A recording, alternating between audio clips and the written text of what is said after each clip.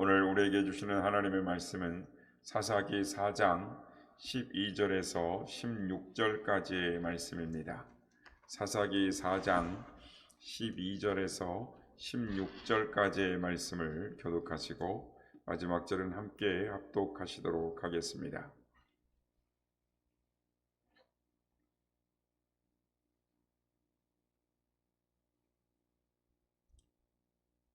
아비노함의 아들 바락이 다볼산에 오른 것을 사람들이 시스라에게 알림해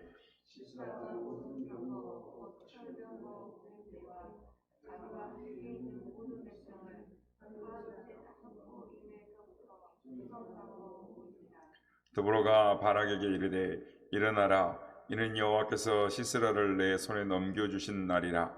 여호와께서 너의 앞서 나가지 아니하시느냐 하는지라. 이에 바락이 10,000명을 거느리고 다볼산에서 내려가니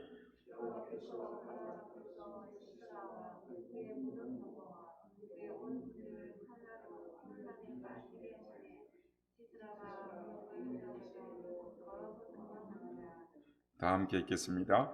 바락이 그의 병거들과 군대를 추격하여 하롯의 닭고임에 이르니 시스라의 온 군대가 다 칼에 엎드러졌고 한 사람도 남은 자가 없었더라. 아멘. 할렐루야. 우리 예배 가운데 함께 하신 주님을 찬양합니다. 그리고 새벽을 깨워 기도의 양현으로 하나님 앞에 예배하는 모든 성도님들께 하나님의 은혜와 평강이 함께 하시길 기원드립니다. 오늘의 본문은 이스라엘과 가나안 야빈과의 사이에서 벌어진 이 전쟁 이야기입니다. 그런데 이 전쟁은 결코 이스라엘이 이길 수 있는 전쟁이 아니었습니다. 이스라엘이 처한 이 상황을 놓고 보면 전혀 승산이 없는, 전혀 이길 가능성이 없는 매우 불리한 전쟁이었습니다. 사사기 4장 5장의 내용을 살펴보면 이스라엘의 생태가 이 전쟁에서 승리할 가능성이 없는 이 열악한 상황이라는 것을 알 수가 있습니다. 그래서 사사기 5장에서 5장 6절 8절에 보면 이스라엘의 이 군사적 약세에 대해서 설명을 하고 있습니다. 우리 한번 이 4장 5장이 바락과 드보라 찬양이 있는데 한번 같이 함께 찾아서 읽어봤으면 좋겠습니다. 사사기 한 장 넘기셔서 5장의 6절 8절 말씀입니다. 사사기 5장 6절 8절 말씀을 교독하시고 마지막 절은 함께 합독하시도록 하겠습니다. 제가 먼저 읽습니다. 아나세 아들 삼갈의 날에는 또는 야엘의 날에는 대로가 비었고 길의 행인들은 오솔길로 다녔도다.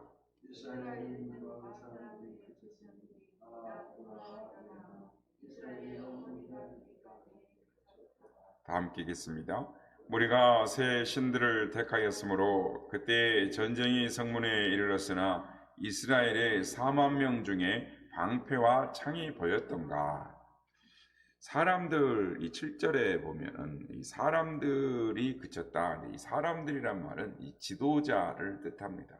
즉 전쟁을 주의하고 선봉에 서서 이 적들과 맞서 싸워야 할 용사들과 장군들이 이스라엘에 그쳤다라는 말입니다. 또 8절에는 이스라엘의 군대에, 그러니까 군인만 40,000명 중에서 방패와 창을 가진 군인들이 없었다라는 것입니다.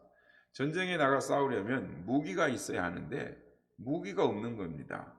군사를 지휘할 장군도 없고 선봉에 서서 적군을 위협할 용사도 없고 군인들은 싸울 만한 변변한 무기 하나 갖고 있지 못했다라는 겁니다. 이것이 이스라엘의 형편이었습니다. 그 반면에 가나안의 군사력은 어떻습니까? 4장 13절에 보면 가나안의 군사력은 철병거 900승으로 무장되었다라고 합니다. 당대에 철병거 900승이란 엄청난 무기입니다. 그 당시로는 최신식의 무기였고 철병거 부대를 가지고 있느냐 있지 않느냐에 따라 근동의 지역에 이 패권이 좌우될 정도로 강력한 무기였습니다. 더구나 철병거가 900승이면 보병 부대의 규모는 엄청났을 것입니다. 그 보병 부대가 지닌 무기만 해도 만만치 않았을 것입니다. 그리고 이스라엘은 아직 청동기 문명을 벗어나지 못하고 있었다면 이 가나안은 이미 철기 문명에 진입한 강력한 집단이었습니다. 이런 상황에서 당시에 이스라엘 백성들이 가나안 민족이 무서워서 대로를 놔두고, 오늘 6절에 보면 대로를 놔두고, 아까 읽었죠? 5장 6절에 보면 대로를 놔두고 소로로 다니었다. 그러니까 산길로, 오솔길로만 다녔다는 거죠. 이걸 우리는 충분히 이해할 수가 있습니다. 더구나 이스라엘과 가나안 사이에 이 국력만 차이가 난 것이 아닙니다. 당시 이스라엘은 이 분열 상태에 있었습니다. 사사기 5장 15절 18절 말씀을 보십시오. 제가 읽어보겠습니다. 이사갈의 방백들이 드보로와 함께하니 이사갈과 같이 바락도 그의 뒤를 따라 골짜기로 달려 내려가니 루벤 시냇가에서 큰 결심이 있었도다. 내가 양의 우리 가운데 앉아서 목자의 피리 부는 소리를 들으면 어찌 됨이냐. 루벤 시냇가에서 큰 결심이 있었도다. 길앗은 요단강 저쪽에 거주하며 다는 배에 머무름이 어찌 됨이냐. 아셀은 해변에 앉으며 자기 항만에 거주하도다. 스불론은 죽음을 무릅쓰고 죽음을 아끼지 아니한 백성이요 납달리도 들의 높은 곳에서 그러하도다. 가나안과의 전쟁에서 온 이스라엘이 힘을 합쳐 싸운 것이 아니었습니다. 이사갈은 이 바락의 지파였지만 그 외에 이 스불론, 납달리는 전쟁을 참여했지만 루벤이나 길르앗이나 단이나 아셀 지파 등은 이 전쟁을 강 건너 불구경하듯이 바라봤다라는 것입니다. 민족이 하나가 되어서 총력전을 펼쳐도 이길까 말까 어려운 전쟁에서 이스라엘은 분열되어져 있었던 것입니다. 또한 5장 23절에 보면은 가나안과 이스라엘 백성들을 도와서 이 전쟁에 참여할 주변의 이 부족들, 민족들도 전혀 이스라엘을 돕지 않았다라고 말합니다. 그래서 5장 23절에 보면 여호와의 사자의 말씀에 메로스를 저주하라. 너희가 거듭거듭 그 주민들을 저주할 것은 그들이 와서 여호와를 돕지 아니하며 여호와를 도와 용사를 치지 아니함이니라 하시도다라고 말씀을 합니다.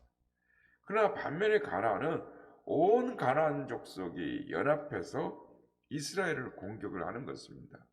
5장 19절에 보면 왕들이 와서 싸울 때 가나안 왕들이 무기또 물가 다나악에서 싸웠으나 은은 탈취하지 못하였도다. 가나안 왕들이 다 와서 싸웠다라는 거예요. 그 당시 가나안은 이 단일 국가를 형성했던 것이 아니라 여러 개의 소국가로 나눠져 있었고, 야빈은 이 가나안 지역의 여러 국가 중에 하나를 다스리는 이 왕의 이 칭호였습니다. 그러니까 이집트는 바로라고 그러죠. 또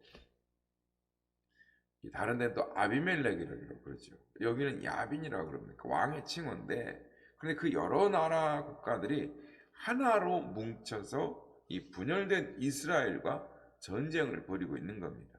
가나안의 여러 왕들이 그들의 군사를 이끌고 이 전쟁에 출전했다라는 겁니다. 그러므로 이스라엘의 입장에서는 이 전쟁에서는 도저히 승산의 가능성이 없는 그런 전쟁이었습니다. 내부는 분열되었고 군사들이 가지고 있는 무기는 변변한 것이 하나 없었습니다. 주변에 또한 이들을 도울 만한 부족 나라도 없었습니다.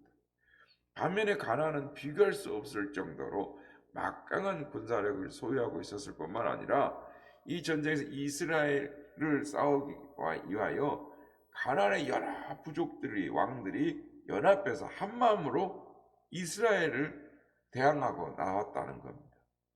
이스라엘이 승리를 기대한다는 것은 불가능한 일이었습니다. 그런데 승리는커녕 패배가 뻔히 눈에 보이는 이 전쟁에서 드보라와 바락이 나선 것입니다. 바락은 군인이었기 때문에 이 전쟁이 얼마나 승산이 없는 무모한 전쟁인가를 잘 알았을 것입니다. 그럼에도 불구하고 그는 드보라를 통해 전해진 하나님의 말씀에 순종하여 믿음으로 이 전쟁에 참여하는 것입니다. 상황은 암울했습니다. 승리에 대한 일말의 기대감도 바라볼 수 없는 이 캄캄한 상황에서 믿음을 가지고 이 전쟁에 참여합니다. 그런데 놀랍게도 이 전쟁은 이스라엘의 이 절대적인 약세에도 불구하고 하나님의 간섭하심으로 이스라엘의 승리로 끝나는 것입니다. 겨우겨우 전쟁에서 이기는 것이 아니라 대승을 거두는 것입니다. 오늘 이 시간에는 이스라엘과 가나안 야빈과의 전쟁에서 어떻게 승리를 거두게 되었나 이걸 살펴보므로 은혜를 받고자 하는 것입니다. 오늘 보면 4장 전반부에 보면은 드보라가 바락을 불러서 이스라엘의 하나님 여호와께서 당신에게 이런 명령을 내리셨습니다. 너는 납달리 지파와 스불론 지파 사람 10,000명을 이끌고 다볼산으로 가라. 그러면 내가 철병거와 많은 군대를 거느린 야빈의 종사령관 시스라를 기손 강가로 이끌어내어 내 손에 넘겨주리라 라고 말씀합니다. 그때 바락이 드보라에게 만일 당신이 나와 함께 가지 않으면 내가 가지 않겠습니다. 그러나 당신이 나와 함께 가면 나는 가겠습니다 라고 대답합니다. 그러자 드보라가 이렇게 말합니다. 좋습니다. 그러면 내가 당신과 함께 가겠습니다. 그러나 여호와께서 시스라를 한 여자의 손에 넘길 터인데 당신은 가도 승리에 대한 영광은 얻지 못할 것입니다 라고 말을 합니다. 드보라는 바락과 함께 이 가데스 전장에 나갑니다. 그리고 900생의 철병거 즉 전차와 모든 병력을 기송강가로 집결시킨 시스라와 마주하게 됩니다. 그때 드보라가 바락에게 이렇게 말합니다. 일어나시오. 오늘 우리가 읽었던 말씀입니다. 일어나시오. 오늘 여호와께서 시스라를 당신의 손에 넘겨주셨소. 여호와께서는 당신을 인도하십니다 라고 하나님께서 적장 시스라를 당신의 손에 넘겨줬다라는 이 하나님의 말씀을 믿고 다볼산으로 나아가라. 즉 다볼산에서 내려가라 이렇게 말하는 것입니다. 드보라는 자신이 여성이기 때문에 전투에 나가는 건 어렵지만 하나님에 대한 말씀에 대한 확신을 가지고 하나님의 말씀을 받은 그대로 전달을 했습니다. 그러므로 다볼산으로 가라는 것은 하나님의 작전 지시에 확고한 믿음을 가지고 그대로 순종하면 반드시 승리하리라 라는 것이었습니다.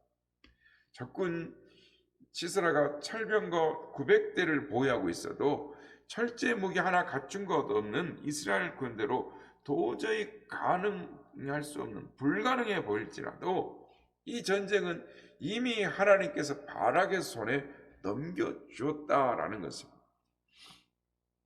우리가 잘 아는 바와 같이 여리고성을 함락시킬 때에도 하나님께서 성 주위를 매일 한 바퀴씩 엿새 동안 돌고 그리고 마지막 7째 날에는 성을 7번 돌고 제사장들의 나팔 소리와 함께 함성을 지르라 라고 말씀했습니다. 이같이 작전은 이 같은 작전은 매우 위험할 뿐만 아니라 어리석고 미련하게 보였습니다. 그러나 이스라엘 백성들은 불평 없이 이 명령을 따랐습니다. 그러자 과연 이 철옹성 같은 여리고성이 한꺼번에 무너져 내리고 말았습니다. 하나님께서 능력을 베푸셔서 그 거대한 여리고성이 기적같이 무너져 내렸던 것입니다. 마찬가지로 철병거 900승으로 무장한 시스라의 대군은 기송강가에 모여 있었습니다. 그리고 드보라와 바락은 변변치 않는 이 군대는 다볼산에 있었습니다. 그러니까 다볼산에 위에 있었다는 것은 숨어 있었다라는 겁니다. 이 기송강가는 매우 특이한 지형입니다. 이 기송강가 주변에는 여러 작은 산들이 둘러싸여 있는데 그 중에 하나가 다볼산인 것입니다. 그런데 비가 오지 않는 이 건기에는 기송강이 마른 땅같이 되어 평지가 되어져서 사람들이 오고 갈 수 있는 그런 대평원이 되는 것입니다. 그리고 비가 오는 우기에는 사방에 둘러싸인 이 산들, 즉 언덕들로 인해서 비가 한번 내리면 그 평야에 물이 차올라서 거대한 사람이 건널 수 없는 강이 되는 것입니다. 이것이 기송강이었습니다. 그러니까 오늘날에도 아프리카의 어떤 지역처럼 우기와 건기가 뚜렷한 지역에는 이런 현상이 발생되는 것입니다. 비가 오지 않을 때는 강바닥이 드러나고 쩍쩍 갈라지다가 이 평지처럼 되어 있다가 우기가 되면은 비가 억수로 쏟아지면 순식간에 거대한 강으로 변하는 지역이 있습니다.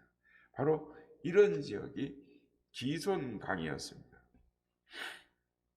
그런데 지금 시스라가 철병거 900승뿐만 아니라 가나안의 많은 군대와 함께 이 지역에 다 집결되어 있는 겁니다. 여기에 이끌고 기손강가에 진을 친 걸 보면 지금은 건기다라는 것을 알 수 있습니다.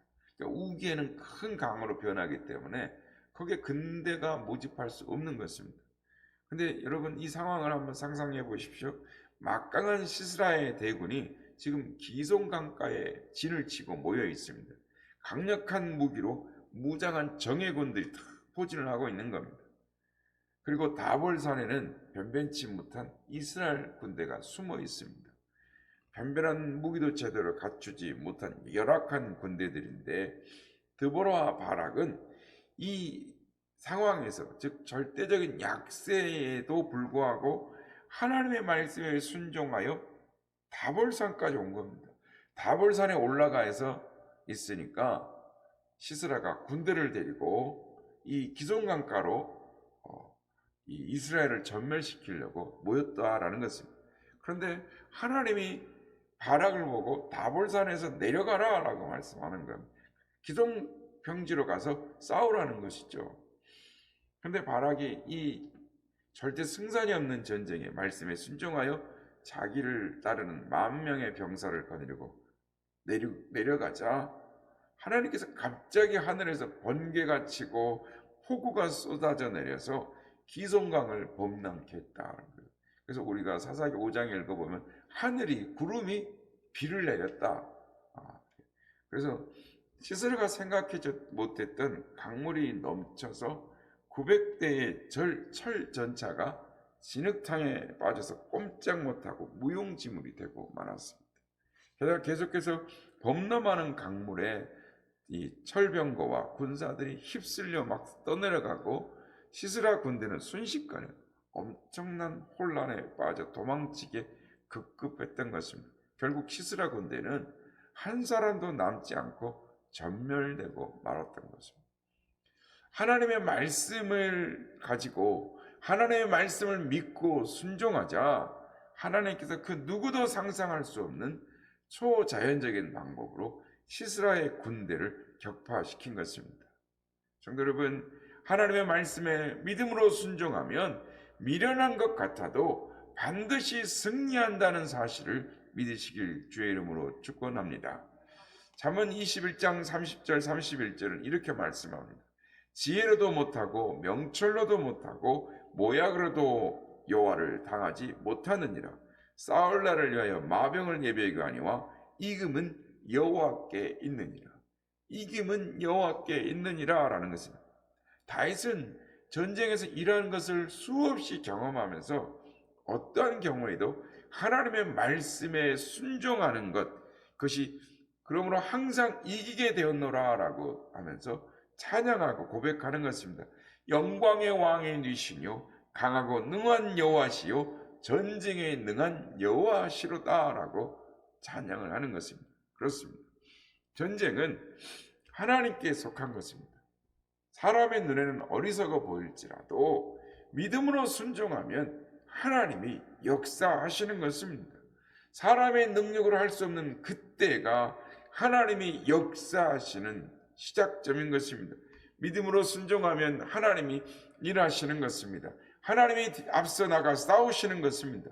믿음으로 순종하면 불가능이 가능으로 바뀌는 것입니다. 이 사실을 믿으시는 저와 여러분 되시길 주의 이름으로 축원합니다. 바라기는 여러분의 생각이나 이성적인 판단이나 아니면 경험 등에 비춰서 이해가 되지 않을지라도 전지전능하신 하나님의 말씀을 믿음으로 순종하여서 항상 이기게 하시는 하나님의 은혜를 경험하며 승리의 삶을 체험하며 살아가시는 우리 모두가 되시길 예수님의 이름으로 축복합니다.